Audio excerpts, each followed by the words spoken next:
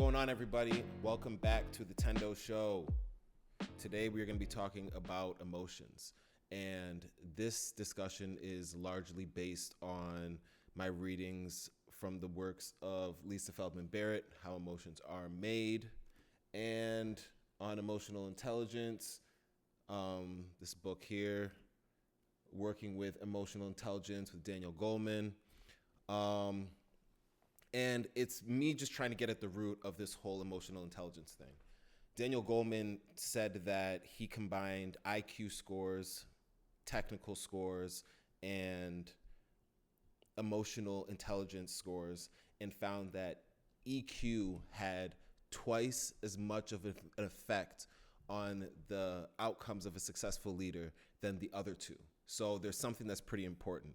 But I mean, just generally, if you journal, if you've done the whole therapy thing, if you've done all of these things that are made to make you feel more emotionally comfortable and it hasn't worked, then hopefully this is of help to you, because again, I want to dive down and get to the root of this and figure out what we've been missing in this whole EQ emotional jargon. If you're somebody who looks at people or knows somebody who's anxious, you might have an anxious partner, you might be anxious yourself. I'm hoping that this helps us understand this a little bit better, because look, I'm a creative, I'm in technology, and I'm in business. And I believe that all of these are people-centric activities. And I believe that our understanding our energy, understanding our emotions are core to becoming better at navigating these situations and getting better results that are in line with our intention. And so again, this is a deep dive into emotions and how it affects our psyche, how it affects our business, how it affects our creativity, how it affects our relationships, and hoping that we can get to a much better understanding before this video is over. I have some ideas in mind. I think that it's going to be really helpful for the people that are curious about the subjects like me. But even if you're not and you just join us for the ride, you come down this rabbit hole with me, I believe that you're going to walk away with at least a different understanding. You might not agree with it. You might take some aspects of it, you might not, but I guarantee you that I'll get you thinking a little bit differently, because I've read these books, I have them marked up, highlighted, watched all of these different podcasts, I listen, I try to understand, I engage with a lot of people, and I think there's some slight shifts that might make this a little bit more digestible for people. So again, this is something that if you've been somebody who's been called somebody who's emotional, or you are around people who's emotional, maybe it gives you a better understanding to better understand how to interact with these people. And this is incredibly important. I said this before. A lot of business success is tied to this. Not only that, but relationship success. If you have a hard time networking with people, if you have a hard time connecting with people in an intimate relationship, hopefully this allows for a little bit more clarity, because I believe that understanding this makes it much more clear to know why things are working and why some things aren't working. So again, we're going to get into this. I'm really excited to share some of my perspectives, to get some of your responses to my perspectives, and to see what we can do to build a more coherent theory on emotional intelligence, make us all a little bit more emotionally aware. I'm going to throw one more thing out there that also caught my interest, actually. I was watching this video about how emotions are starting to pop up in artificial intelligence and AI. And I do think that machines have an emotional capacity, but I don't know if the language that we're using to describe emotions completely reveals that. So again, there's a lot of different threads here, but we're going to bring it all together with a dialogue about emotion. Okay, so let's get into it. All right, so yeah, let's get into it right here. So before we get into emotion, I just want to describe a couple different personalities that we've seen around emotions in different perspectives, some things that you've probably heard. You've probably heard of the logical guy. I mean, I'm a guy myself, and guys are seen to be less emotional.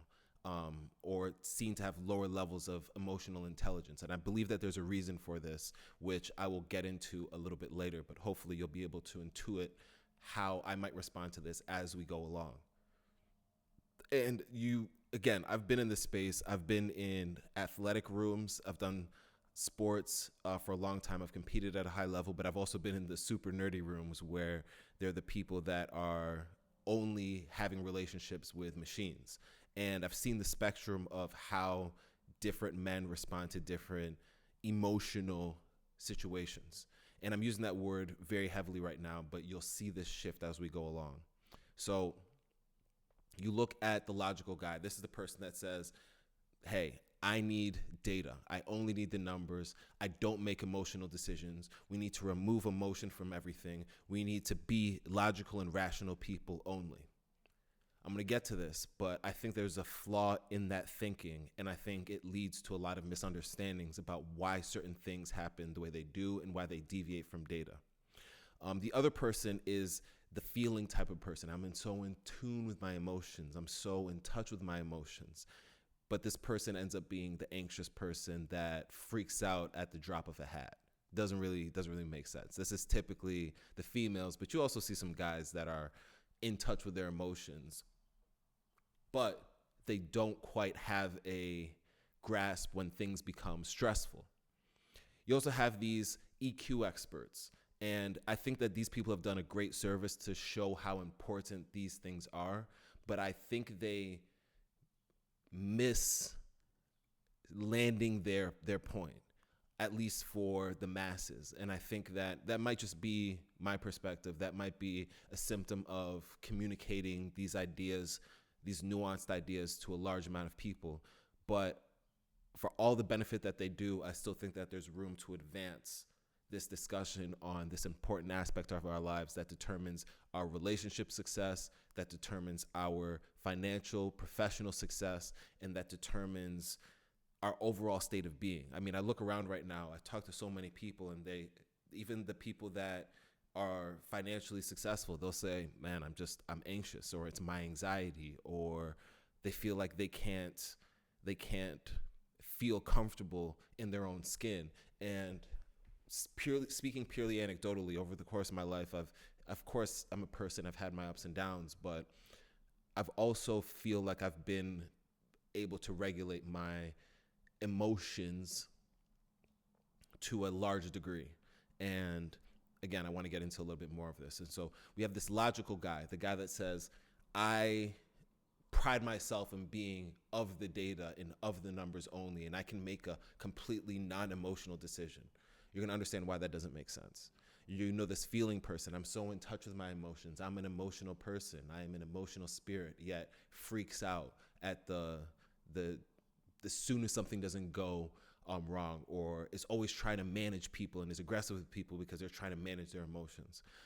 Then you have this EQ expert, the person who's the researcher who can tell you from a scientific perspective how emotions can be seen. And this comes up with people that study microexpressions. This comes up with people who study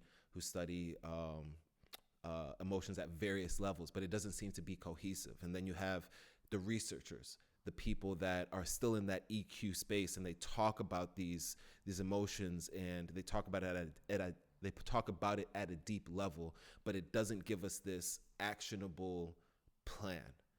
And so the EQ researcher difference is the academic versus the business EQ expert, the one that will tell you certain things, follow this, but they don't give you the understanding.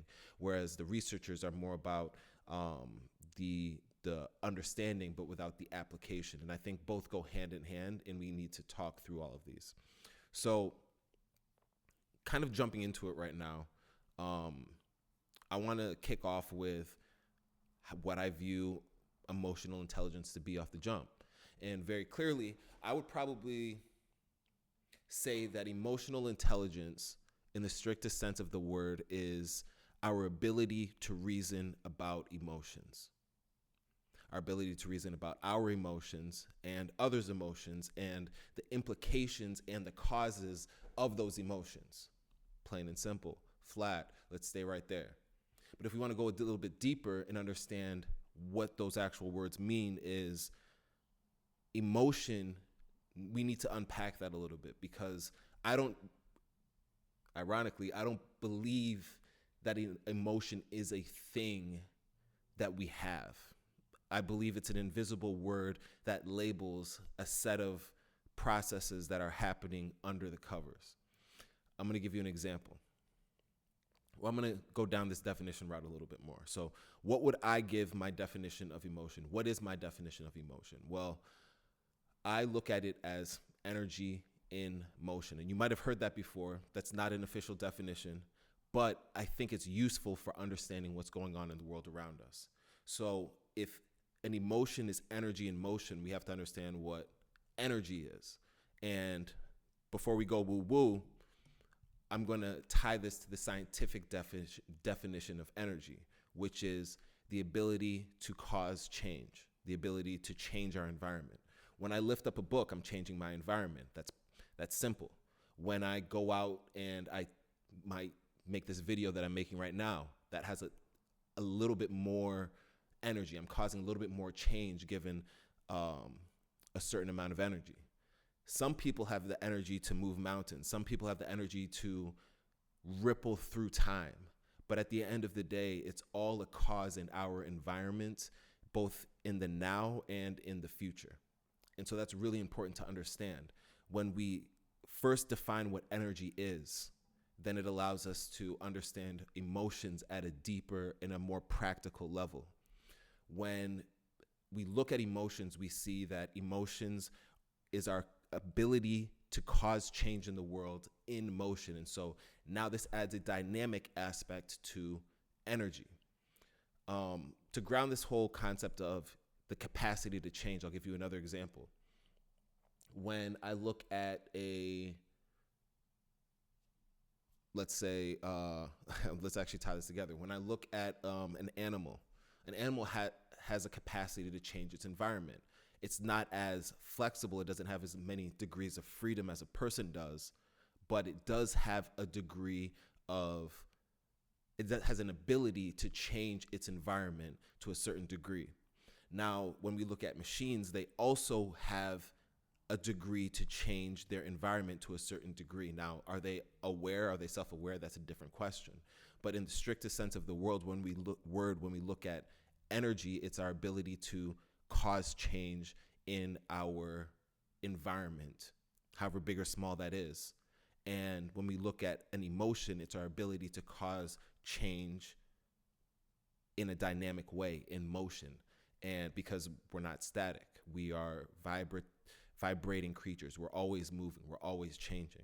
So when we understand that energy is our ability to cause change in our environment, and an emotion is our energy in motion, or it's our ability to cause change in motion, now we can start understanding what emotions actually are, what it means when somebody gets emotional, what it means when somebody is logical.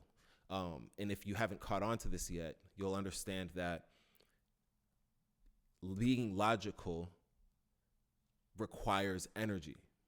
And so when someone is being logical, they are also being emotional, because their emotions, their ability to cause change in their environment, is how they are being logical. They're just choosing to be logical. Now, again, without going too deep into this, because I'm not a neuroscientist or I'm not a brain scientist, I'm just a curious individual. I'm a curious creative. I'm a curious business person that wants to make sure that I understand how to use this brilliant piece of technology that's been designed by the creator. So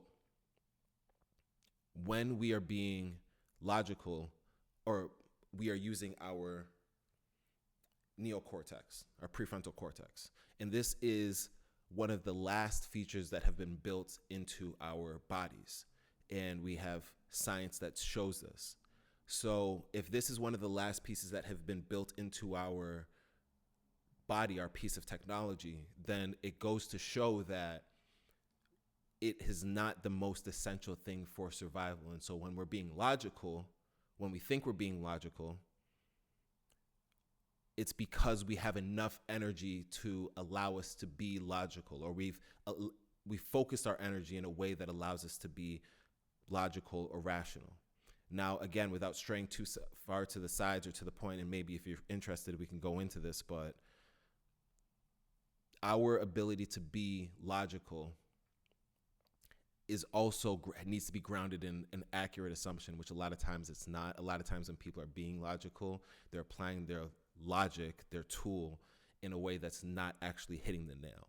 It's like if my logic is this hammer to a nail and I'm hitting this nail, sometimes if I'm in an emotional state where I'm deprived of my energy, my capacity to change is depleted because I'm tired, because I'm confused, because I'm stressed and I don't know what to do. It's like taking this hammer and going over here, and I'm just using it as a tool and battering people over the head. And so you'll find that guys, we have this ability to reason, but we don't always ground it in something that is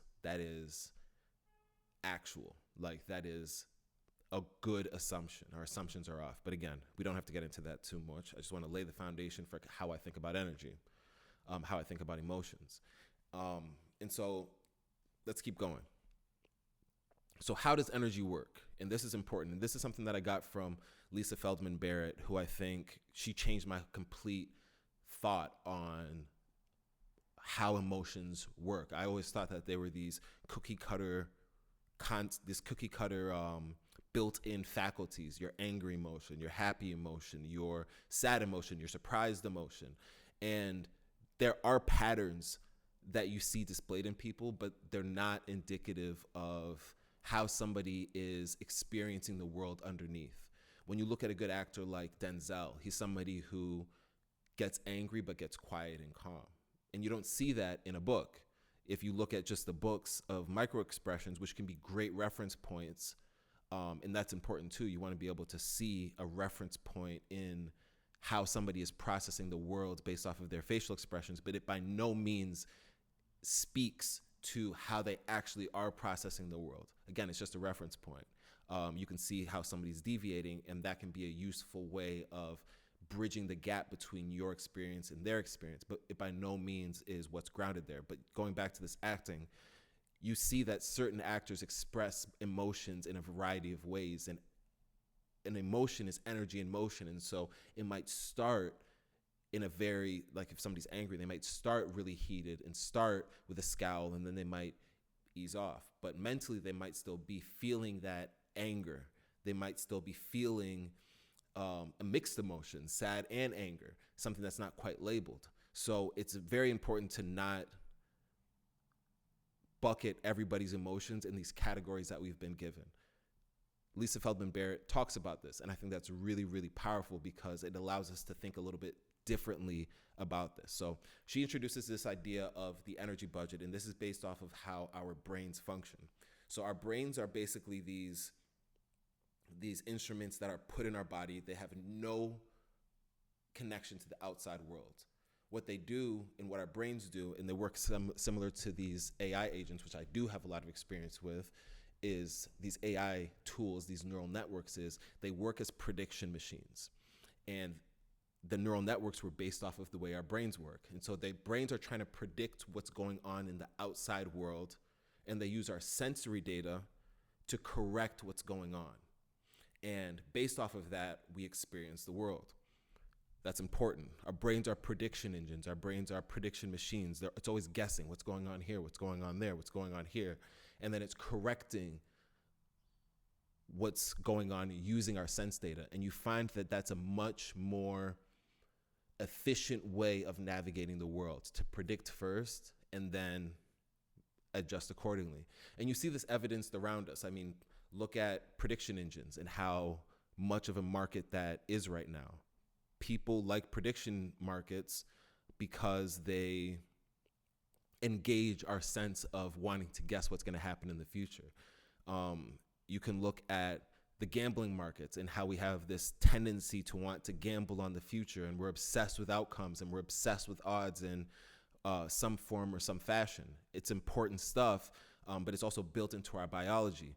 And this is all centered around the idea that there's an infinite amount of information in this world, and we only have a limited amount of energy to process it all. And so we have to make decisions on what we focus on and what we don't focus on, because that's what determines our level of comfort, safety, success, security, and the list goes on. So again, it's based off of this idea that our brain is a prediction machine. It's predicting what's going on, and it's trying to put us in situations that's going to yield the most pleasure. Now, without going into a discussion about biases and heuristics that the brain does in order to navigate the world, but going right into, okay, if we live in this place where there's an infinite amount of possibilities and we have to make some trade-offs, what do we focus on, what don't we focus on? Then we'll find that we have only a limited amount of energy that we can spend, and so we have to make these trade-offs. So what Lisa Feldman Barrett calls it is a body budget. I'm going to call it an energy budget because I think that ties a little bit more closely to the discussion that I've been weaving through, and I think it holds more closely to the idea of emotion and how emotions work. If emotion is energy in motion, and an energy is our ability to cause change in the world, well, then it makes sense that we only have a finite ability to cause change in this world. And we have a finite ability over the course of our life, and we have a finite ability from day to day. Now, what becomes really interesting is something that our brain does is it doesn't only predict what's happening outside there, it also predicts what's going on inside of our bodies. It feels what's going on inside of our bodies. And the feelings inside of our bodies is very much like touch. Like, you can think of it like that. A feeling is basically us feeling the emotional state of our body, and it can be excited, it could be non-excited, it can be excited, calm, or it can be pleasant and unpleasant. And that mix is basically the basis of how our body's senses internally operate. And then what we do is we interpret that. So another way to think about an emotion is an interpretation of how we are feeling inside and the context of what's going on in the world around us. And what we do is we interpret what's going on inside of us, and we feel this affect, and this is what allows us to, this is basically what we call our feelings. And so sometimes when people get lost in their feelings is, for instance, somebody might be in love. They might be feeling this overwhelming sense of pleasure, and it might be super exciting, and it might be something that they're not used to. And so it might blind them to other pieces of information that are coming in. It might blind them to red flags. It might blind them to things that we should be paying attention to or not. Extending off of that, we might feel severely unpleasant in the moment. We might feel really a bad sense in the moment. And it might be extremely excited. And so it might be a bad sense that's just continuously like, hey, you need to pay attention. And that might cause us to, again, miss good information that's going on in the world around us. And so being able to manage this our feelings and how our body feels inside of us is critically important, because when we interpret that and turn that feeling into an emotion, that has real consequences for how we navigate the world, how we receive information, how we interact with the people around us, how we interpret things around us, how we interpret our environment, etc. And so bringing this back and grounding this, what is an emotion? Well, an emotion is our energy in motion. An emotion is a product of our energetic interpretations. And an emotion is an interpretation of how we are managing our energy at any given moment. We have subconscious management, and this is just plays to our body's ability. I said this is a wonderful piece of technology. It plays to our body's ability to manage our emotions, given our directions and given our past experiences. But then we also have an ability to consciously intervene with how we're managing our emotions. We can make conscious decisions to go to bed early. That's something that I need to do a little bit better. To eat right, to go and exercise, to have that difficult conversation. Those are ways that we can allocate our finite amount of energy to feel better, to experience the world better, to have better relationships, to make more money. I mean, this is something that is super critical. And this kind of steers me into this next segment where I'm going to explicitly say, how does this relate to psychology? How does this relate to creativity? How does this relate to business, technology? Well, I believe that psychology is the study of the mind. It's the study of the psyche. And I believe that the best way to understand our mind is our attention. I believe that the attention operates at its best when it's aligned with a specific purpose, goal, and when it's focused. And when our attention fractures and we open up all of these different loops, it's like we're fracturing our finite amount of energy. If you think of attention, our mind, our focus as a laser, the more focused it is, the more focused our attention is, the more powerful it is. It's like taking a magnifying glass and taking the sunbeam, which would be our energy, and then we can focus it. And when we do that, we can cause a fire. But if it's fractured and it's not focused, then we limit ourselves. We handicap ourselves. And that's the main thing about understanding energy, is that if we can understand how to focus our energy in the way that it works, then that has a powerful effect. But when we don't, we start to feel like we're fractured. And you see this. There's an increase in anxiety, but also an increase in ADHD. I don't think one causes the other. I don't know that stuff. That's not my field of study, but I can see patterns. And I say, that might be something. Either I need to do more research or there's something there that's worth investigating. But then additionally, what does this have to do with creativity? Well, a lot of times when people get stuck, it's because they're energetically stuck. And hopefully it doesn't sound as woo-woo after this conversation. What I mean by that is that a person's ability to cause change in the world through a creative act, the act of bringing something from your mind into the real world, is not working as it should be. Either your energy is depleted or it's not being distributed right. A lot of times it's because the energy is depleted. It's because there's a feeling of anxiety. It's because there is an inability in anxiety. I didn't talk about this earlier, but anxiety and stress can be linked to, one, the preparation for an event in the future that is depleting current energy. And when you're low on energy, like I said, with affect, we feel it. It's like being low on your gas tank, low in gas, low on your battery. You feel it. And again, that's something that is built into our bodies. And we feel when our energy budget is going low. And that means that we don't have the capacity to make different decisions that could be beneficial to us because we're worried about things that haven't necessarily materialized right now. So a healthy level of worry can be a superpower, but overexpending our energy, think of it as like if we have a budget, spending our energy on things that haven't happened yet, where it doesn't necessarily make sense, can be very, very depleting, and it can be a cycle of depletion. Another thing to touch on is depression. It's like that's a chronically low level of energy. A way to think about that is constantly being on 3% on your phone. Like if you walked around and you never charged your phone beyond 3%, and you never really had a charger with you, you would constantly be worried, is my phone about to die? Am I about to miss that call? And there's a way like that has a depleting effort there. And it's hard to even imagine what it's like to have a full battery and all the things that you can do. So it's much more nuanced than that. Again, I'm explaining how I think about these emotions and how I think about emotions and how I think about energy. I would love some interaction in the comments. Let me know what you think, where I might be completely getting this wrong, how I might be able to refine this.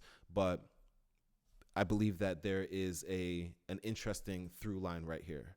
But then the last thing is, how does this relate to business? Well, bringing this all home, every business is a people business. I believe that business is how we stay busy. And when I look at how we stay busy in a profitable way, then in every business being a people business, then I think it's pretty clear how this has to do with this. Because one thing is that we regulate each other's energy. And in here, you'll see we regulate each other's emotions, but using my framework in this video, we regulate each other's energy.